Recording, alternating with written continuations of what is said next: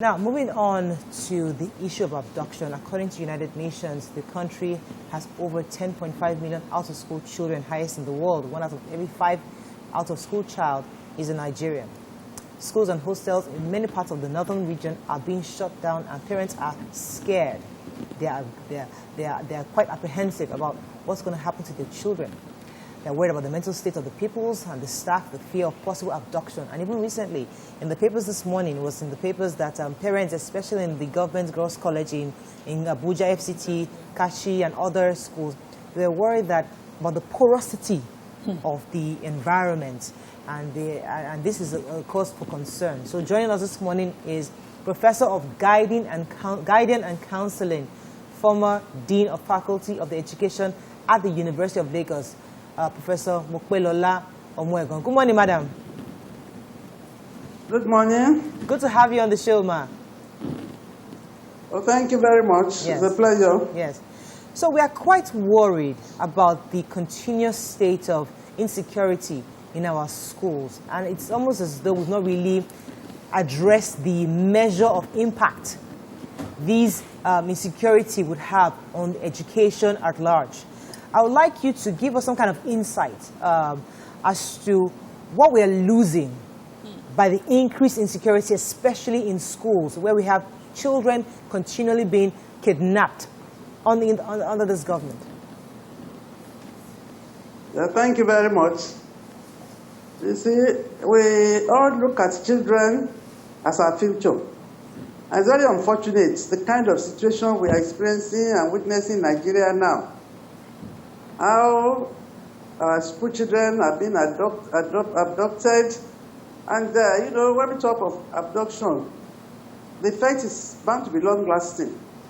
Because these children who have been abducted or those who are going to be abducted, we pray it won't happen again.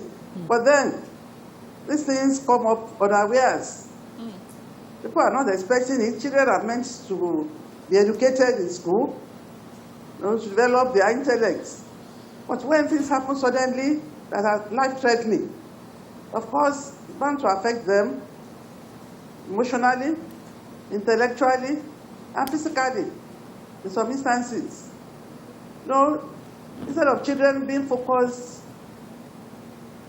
focusing their attention on their academic achievements, now they are thinking more or less about what's going to happen to them. In the next minute, nobody is sure who's going to be next. And those who are abducted, of course, this kind of experiences affect them emotionally.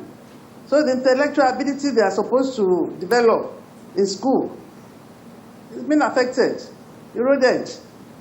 And if somebody is living under kind of threats, of course, he cannot think effectively.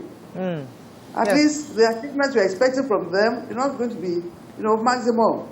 They are not going to be able to put in their very best because they are thinking of what's going to happen to them next. Right. And once they are abducted, they are even rescued. The harm has been done. Right.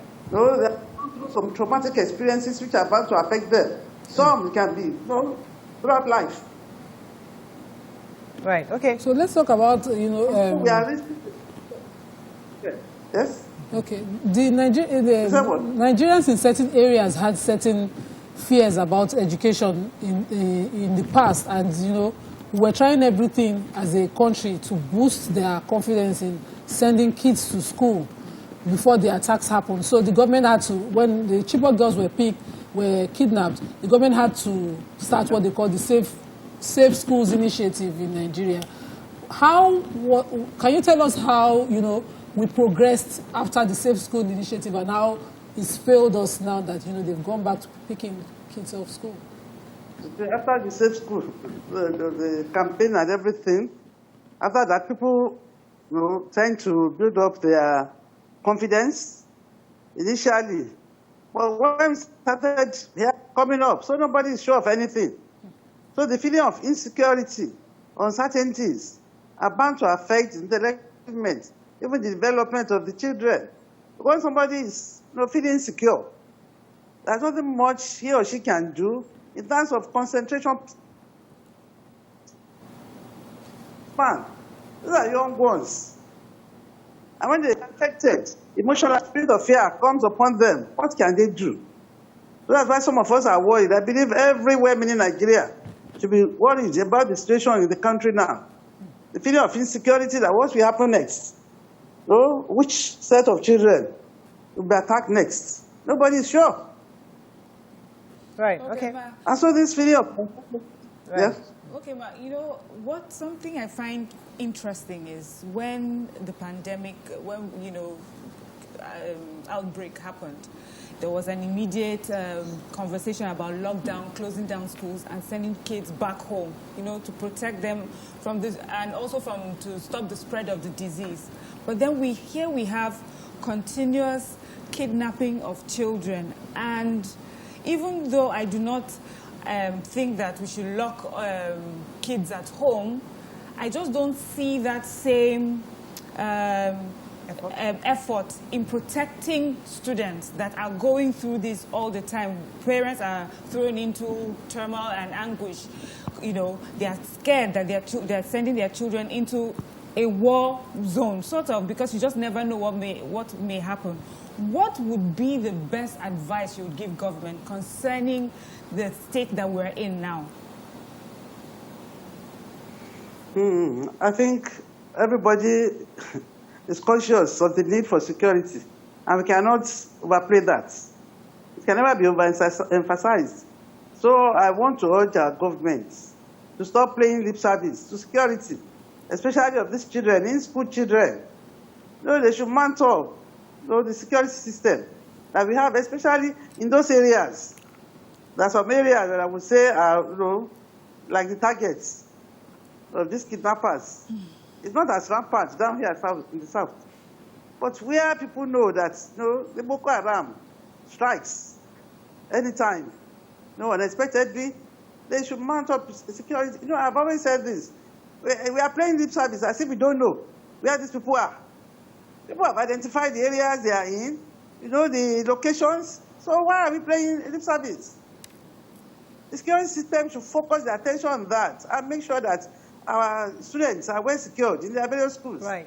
Let them deploy security officers all around those schools. Right. And they should mount up, 24 hours vigilance. All right, Ma. On such schools. Finally with you, Ma.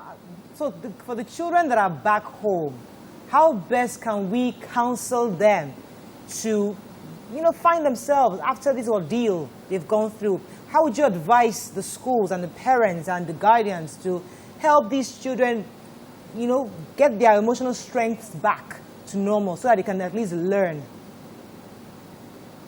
Okay, thank you very much. That's our job as counselors. When I was the president of the Association of Professional Counselors in Nigeria, I used to emphasize the need for schools to have full-time counselors. In fact, only one is not enough. We have a ratio whereby you have counselors who will handle like 300, 400 students maximum. In some cases, 250. Because their emotional status has to be upgraded. We need to help these children who have been adopted before to build up their self-confidence so that they can even trust the people around them. At times, the spirit of fear comes upon them, and they find it difficult to trust people. So, counseling, we call it a psychological process of helping people. If teachers are also trained, they could assist the counselors to be close to these children, one-on-one talking, organize group counseling sessions for them, get them to appreciate the fact that they are wanted. Some people like them, some people love them. I want you to be well with them. And some people are ready to give them the best in life.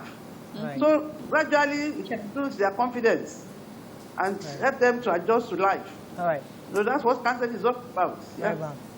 Thank you very much, Madam, for joining us this morning. We appreciate you. We've been speaking with the Professor of Guidance and Counseling, University of Lagos, Dean of Faculty Education of University of Lagos, Professor Mopelola Omoegun. Let's go on a break now. We'll be right back.